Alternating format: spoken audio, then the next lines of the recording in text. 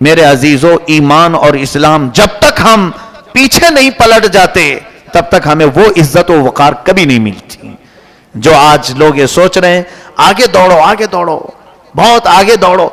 شانہ بشانہ چلو میاں، کہاں سے کہاں تم چلے گئے، اپنے بچوں کو بھگا رہے ہیں۔ دنیا کے ساتھ چلنے کی کوشش کرو۔ میں کہتا ہوں آگے مت دوڑو، پیچھے چلے جاؤ، خود دنیا تمہارے پیچھے آ جائے۔ اتنا پیچھے چلے جاؤ جہاں خالد بن ولید کی تلواروں کی جھنکار سنائی دینے لگے، اتنا پیچھے چلے جاؤ کہ مسجد نبوی میں سیدنا عمر فاروق کی آواز آنے لگ جائے، اور پیچھے جاؤ کہ سیدنا صدیق اکبر کی صداقت، تقوی اور ان کا توکل تمہیں نظر آنے لگے۔ اتنا نہیں بلکہ اور پیچھے چلے جاؤ جہاں تم کو حضور اکرم کی جسم کی خوشبو سونگھنے میسر آ جائے۔ پھر دیکھ لینا دنیا اگر قدموں میں نہ آئے تو پھر ہمارا اور آپ کا مقابلہ ہوگا، پھر ہمارا اور آپ کا آمنا سامنا ہوگا، اس لیے کہ دنیا آج ہر چیز کر چکی ہے۔ ایک مفکر نے بہت اچھے انداز میں ایک چیز پیش کی تھی، ایک ماڈرن مسلمان امریکہ کا، جس کے دل و دماغ میں یہ تھا کہ مسیحا اگر ہمارا کوئی ہے تو امریکہ ہے، ساری چیزیں یہیں سے بنتی ہیں، پاور سب کچھ اس کے پاس ہے۔ تو وہ آ کر کے ایک بزرگ سے پوچھنے لگا، آپ 1400 سال پہلے کی باتیں کرتے ہیں، کہاں اس میں کامیابی؟ دیکھو ہماری کامیابی کہاں چلی آئی، ہم تو پیٹروٹ میزائل بنا چکے، ہم جو ہے ہوا میں اڑ رہے ہیں، ہم جو ہے پورے ورلڈ کو گلوبل ولیج بنا دیا، ہم نے ایک دیہات کی طرح کر دیا، مواصلات ہر چیز، زمین سے سیال مادہ نکالا، سورج کی شعاؤں کو قید کیا، چاند پر پہنچے، ہزار چیزیں بیان کی۔ اس بزرگ نے کہا میں تجھ سے ایک ایسی چیز مانگتا ہوں، تیری ترقی یافتہ دنیا میں سے ایک ایسی چیز لے کے آ۔ کہا کیا؟ کہا تاریخ کے پنے پلٹ 600 سال پہلے چل، یہ 14ویں صدی چل رہی اور 600 سال پہلے چلو، تقریباً 800 سال پہلے آ جاؤ۔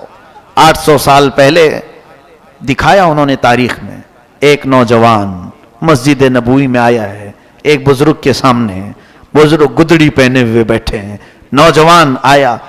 اس ماڈرن مسلمان نے پوچھا یہ دونوں لوگ ہیں کون؟ تو اس بزرگ نے بتایا کہ یہ جو نوجوان آیا ہے اس کا نام معین الدین حسن چشتی ہے، اور یہ جو گدڑی پہن کر کے بیٹھا ہوا تمہیں فقیر دکھ رہا ہے یہ خواجہ عثمان ہارونی ہے۔ اچھا ان کا کیا چیز آپ دکھانا چاہتے ہیں، ان کی کون سی چیز؟ کہا دیکھ۔ خواجہ عثمان ہارونی نے پوچھا کیوں آئے ہو بیٹا؟ کہا حضور آپ کے پیچھے چلنے آیا ہوں۔ کہا میرے پیچھے چلنے؟ تو حضرت غریب نواز کو انہوں نے کہا اوپر دیکھو کیا دکھتا ہے؟ کہا آسمان دکھ رہا ہے۔ نیچے دیکھو کیا دکھتا ہے؟ زمین دکھتی ہے۔ پھر خواجہ عثمان ہارونی نے اپنی 2 انگلیاں معین الدین حسن چشتی کی پیشانی پر رکھی، کہا اس کے بیچ میں سے دیکھو۔ معین الدین حسن چشتی نے دیکھا، کہا مجھے 7 آسمان تک دکھ رہے، پہلا آسمان، دوسرا، تیسرا، چوتھا، پانچواں، چھٹا، 7 آسمان، بلکہ وہ پکارنے لگے اے خواجہ عثمان ہارونی مجھے عرش خدا تک نظر آ رہا ہے۔ پھر دکھا نیچے، کہا 7 زمین کے طبق تحت الثری تک نظر آ رہا ہے۔ اس بزرگ نے وہ تاریخ بند کر دی اور اس ماڈرن مسلمان سے پوچھا کیا تیری ترقی یافتہ دنیا میں سے ایک ایسا انسان لے کے آ جس کی 2 انگلیوں کے بیچ سے دیکھیں اوپر تو عرش خدا نظر آئے، نیچے دیکھیں تو تحت الثری نظر آئے۔ کہاں سے لائے گا؟ کہاں سے لائے گا؟ اس مورخ نے جو لکھا ہے، کہا کہ یہ مسلمان جو ماڈرن، جس کو یہ یقین بیٹھ چکا تھا کہ ہماری دنیا کا مسیحا امریکہ ہے، پہنچا امریکہ کے پاس اور سب کو جمع کر کے پوچھا بھائی ایک انسان ایسا چاہیے ہم کو۔ کہا ہمارے ہاں مشینیں تو بنتی ہیں، انسان تھوڑی نہ بنتا ہے، مشینیں بہت مل جائیں گی جتنی چاہیں، انسان چاہیے، انسان تو گلی کوچے باغیچے کہاں کہاں پڑے رہتے ہیں، لے جاؤ۔ کہا نہیں ایسے ناجائز نہیں، جائز انسان چاہیے، وہ بھی ایسا کہ اس کی انگلیوں سے دیکھیں تو عرش خدا نظر آئے، نیچے دیکھیں تو تحت الثری۔ اس نے انکار کر دیا، سپر پاور ہونے کے باوجود کہا یہ کام ہمارا نہیں ہے، ہمارا کام مشینیں بنانا ہے۔ تبھی وہاں پر کوئی ایک نباز قسم کا شخص بوڑھا بیٹھا تھا، اس نے مسلمان سے کہا تو مسلمان ہے نا؟ کہا تب تجھے یہ معلوم نہیں کہ ایسے انسان گنبد خضرا کے چھاؤں میں پلتے ہیں، ایسے انسان وہاں ملتے ہیں، جا وہاں سے لے آ۔ پھر یہ بے نیل و مرام واپس لوٹ آیا، کہا کہ اب میرا یقین ہو گیا کہ دنیا میں اگر انسان کو ترقی مل سکتی ہے تو آگے بھاگنے سے نہیں، پیچھے بھاگنے سے ملے گی۔ میرے نبی کے قدموں کو ڈھونڈتے ڈھونڈتے جہاں تک پہنچ جائے گا، وہ اخلاق لے کر کے آئے صحابہ کے، جو گدڑی پہنے ہوتے لیکن لوح محفوظ کو دیکھ رہے ہوتے۔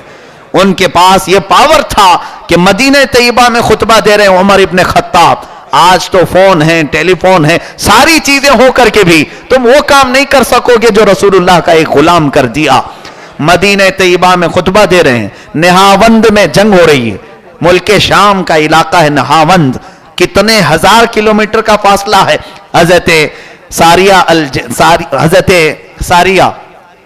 یہ ایک صحابی ہیں، ان کو حضرت عمر مسجد نبوی میں کھڑے ہو کر کے آواز دینے، یا ساریہ تو الجبل، اے ساریہ پہاڑ کے اوپر چڑھ جاؤ، پہاڑ کے اوپر۔ وہاں کیا ہو رہا ہے کسی کو نہیں معلوم۔ ایک مہینے کے بعد حضرت ساریہ واپس آئے جنگ کی فتح یابی کی خوشخبری لے کر، تو مدینے والوں نے پوچھا کیسا رہا؟ حضرت ساریہ کہتے ہیں بہت کٹھن جنگ تھی، جمعہ کا دن تھا، ہم تو پس جاتے، ساری جگہوں سے کفار نے ہمیں گھیر لیا تھا۔ اچانک ایک آواز آئی، ساریہ پہاڑ کے اوپر جاؤ۔ ہم اس آواز کی پیروی کرتے اوپر چڑھ گئے تو ہم کو اللہ نے فتح یابی عطا فرمائی، اس لیے کہ سارے کفار ہمارے نرغے میں آئے اور اللہ نے ہمیں فتح عطا کی۔ تب صحابہ نے کہا اے ساریہ جانتے ہو وہ آواز امیر المومنین عمر ابن خطاب کی تھی، بغیر فون کے، بغیر انٹرنیٹ کے رسول اللہ کا ایک غلام مدینے سے وہاں تک آواز پہنچاتا ہے، اسے کامیابی نہیں تو اور کسے کامیابی کہو گے؟ آج مادیات کی طرف ہزار دوڑ لگاؤ، لیکن میں تو یقین کے ساتھ کہوں گا وہ صحابہ کو جو اللہ نے کامیابی عطا کی تھی پوری دنیا مل کر کے بھی چاہے تو وہ حاصل نہیں کر سکے گی۔ اسی لیے علامہ اقبال نے ایک بہت اچھے انداز میں فیصلہ کیا اور کہا ان کے جو ہم غلام تھے خلق کے پیشوا رہے، ان کے جو ہم غلام تھے خلق کے پیشوا رہے، ان سے پھرے جہاں پھرا پھر آئی کمی وقار میں۔ اللہ ہمیں محبت رسول کی سچی تعلیمات عطا کرے، میرے آقا کے نقش قدم پر چلنے کی توفیق عطا فرمائے۔